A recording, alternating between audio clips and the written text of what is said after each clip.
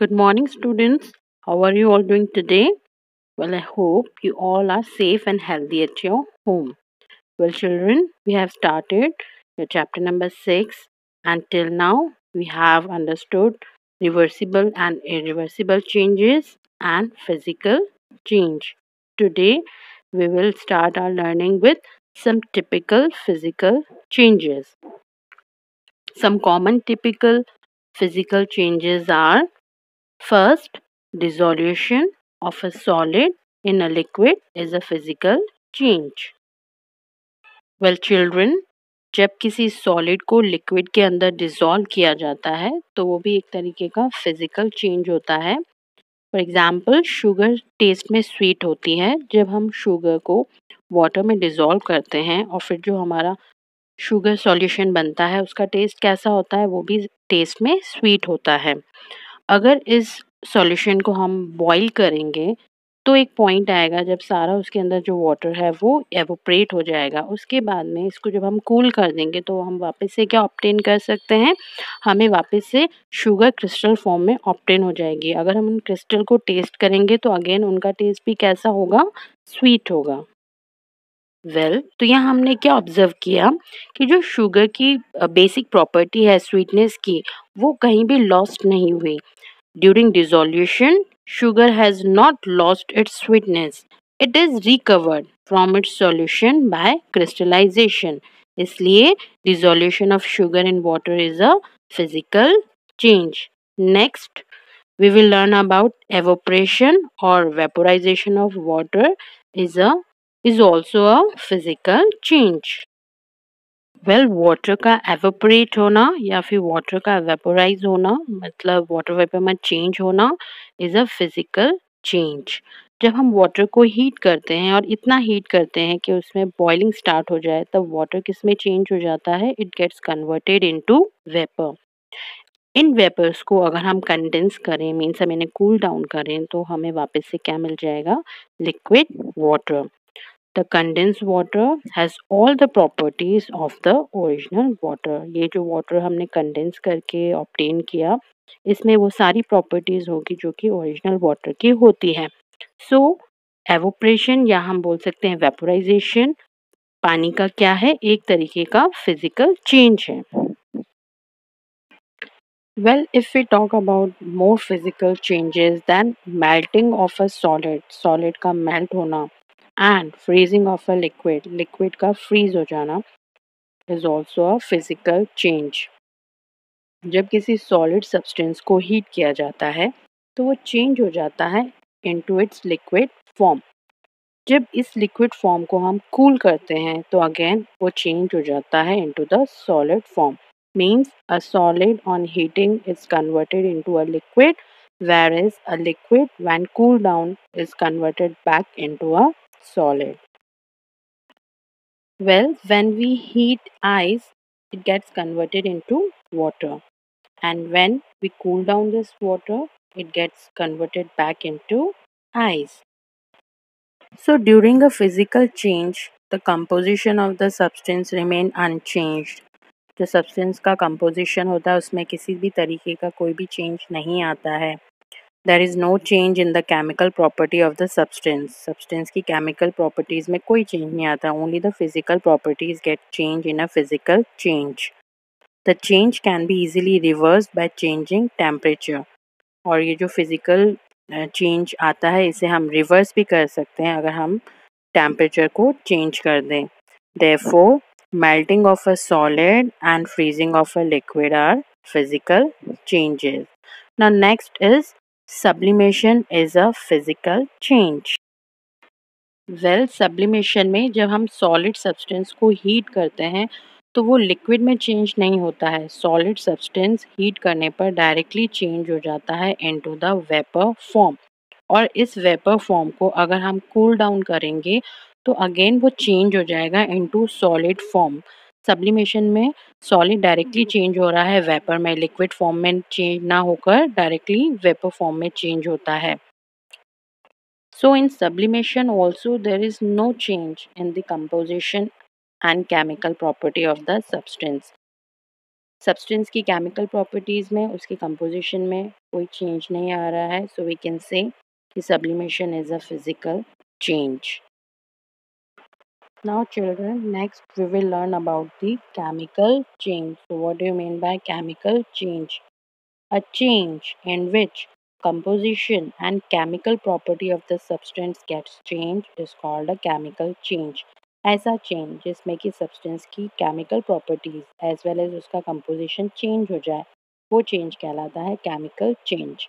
Physical change में physical properties change हो रही थी एंड केमिकल चेंज में केमिकल प्रॉपर्टीज एंड उसका कंपोजिशन दोनों ही चेंज हो रहे हैं. केमिकल चेंज के दौरान हमेशा एक न्यू सब्सटेंस का फॉर्मेशन होता है. जो प्रॉपर्टीज होती है न्यू सब्सटेंस की वो डिफरेंट होती है from those of the original substance. Let's understand the example of chemical change. Burning of coal, wood, paper, kerosene. ये सब एग्जाम्पल हैं केमिकल चेंज के.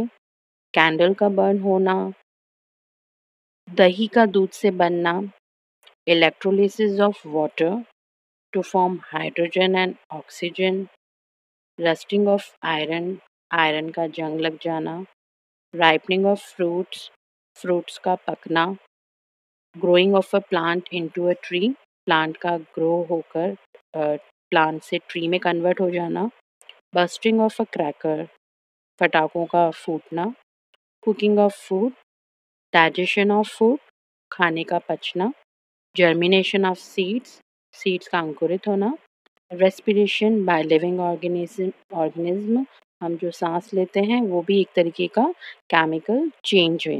Now we will understand what are the characteristics of a chemical change. Well, during chemical change, always a new substances form and it has different properties from the original one. Chemical change के दौरान हमेशा एक new substance form होता है और उसकी जो properties होती है वो डिफरेंट होती है from the original substance. Chemical changes permanent होते हैं, मीन्स हम इन्हें रिवर्स नहीं कर सकते. अगर हम कंडीशन रिवर्स करें तो हम वापस से इस चेंज को रिवर्स नहीं कर सकते. They are not like physical changes. Relatively large amount of heat जो है वो या तो एब्जॉर्ब होती है या फिर इवॉल्व होती है केमिकल चेंज के दौरान. Chemical changes occur only under proper condition. Chemical change होने के लिए प्रॉपर कंडीशंस होना इम्पॉर्टेंट होता है. Okay children, let's understand some typical chemical changes. First is, why is the rusting of iron considered a chemical change? हम जो iron को जंग लगती है उसे केमिकल चेंज क्यों कंसिडर करते हैं? जब भी आयरन ऑब्जेक्ट्स को एक्सपोज किया जाता है, उन्हें हम बाहर रखते हैं जहाँ मॉइस्चर होता है, ह्यूमिडिटी होता है, या फिर ड्यूरिंग रेनी सीजन्स आपने नोटिस किया होगा, उन पर रस्ट लग जाती है. They get covered with rust. ये जो फॉर्मेशन ऑफ रस्ट होता है उनके सरफेस के ऊपर, इसे हम कहते हैं rusting of iron. Composition and properties of rust are different from those of iron. अगर हम रस्ट की जो प्रॉपर्टीज है, उसका जो कंपोजिशन है, अगर उसे स्टडी करेंगे तो we will find that it is different from that of iron. Rust can not be converted back to iron. हम रस्ट से वापस से आयरन नहीं बना सकते, इसलिए it is a chemical change. Next is, why is the burning of a candle considered a chemical change. हम candle के बर्न होने को एक केमिकल चेंज क्यों कंसिडर करते हैं? कैंडल्स जो हैं वो वैक्स और कॉटन थ्रेड से मिलकर बनती हैं. जब हम कैंडल को बर्न करते हैं उस समय जो वैक्स है वो मेल्ट होती है. ये मेल्ट होकर राइज होती है ऊपर की तरफ एंड ये बर्न होती है along with the cotton thread. इसमें कंबशन होता है and carbon dioxide and water vapour produce होते हैं. जो कॉटन थ्रेड होता है वो टर्न हो जाता है बर्न होने के बाद into a black mass. Heat and light जो है वो इस प्रोसेस में गिवन आउट होती है. So it is a chemical change as we cannot recover the original candle from that melted wax and the burn thread. The next is, why is the cooking of food is considered a chemical change? Well, During cooking, many chemical reaction take place within the food material. जब हम food material को cook करते हैं तो उस समय उसमें बहुत सारी chemical reactions होती हैं. Taste and the chemical structure also get changed. In chemical reactions की वजह से खाने का taste और उसका chemical structure दोनों change हो जाते हैं. Then it is not possible to get back the raw food or flour from the cooked food. अगर हम आटा गूँथ कर उससे चपाती बनाते हैं तो it's not possible कि हम चपाती से वापस से आटा गूँथ लें. Therefore, cooking of food is a chemical change. Likewise, अगर हम देखें कर्डिंग ऑफ मिल्क भी एक तरीके का केमिकल चेंज है, क्योंकि एक बार अगर हमने मिल्क को कन्वर्ट कर दिया कर्ड में तो इट इज़ नॉट पॉसिबल कि हम कर्ड से वापस से मिल्क ऑब्टेन कर सकें. सेम वे में डाइजेशन ऑफ फूड भी एक तरीके का केमिकल चेंज है, क्योंकि डाइजेशन के दौरान फूड में बहुत सारे केमिकल चेंजेस आते हैं.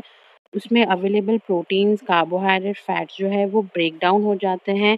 इन मॉलिक्यूल्स का स्ट्रक्चर अगर हम देखें केमिकल स्ट्रक्चर तो बिल्कुल डिफरेंट होता है and it is not possible कि हम जो हमारा ओरिजिनल फूड है वो इन मॉलिक्यूल्स से ऑब्टेन कर सकें. So therefore digestion of food is also a chemical change.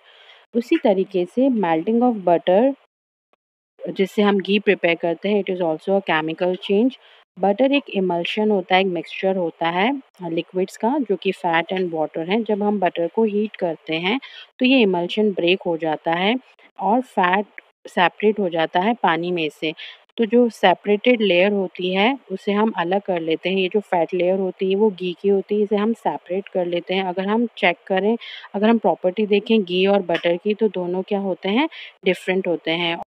अगर हम चाहें कि हम इस घी से वापस बटर बना सकें तो it is not possible. Therefore melting of butter is a chemical change. Well, that's enough for today, children. I hope these topics are clear to you. Go through them once. Now it's time for a quick reminder about your social responsibilities. Well, you need to maintain social distancing. Stay at home only. Wash your hands with soap at regular interval. Eat healthy food. Drink lots of water. Do exercise. And be happy. Stay fit. Stay healthy. Thank you for watching.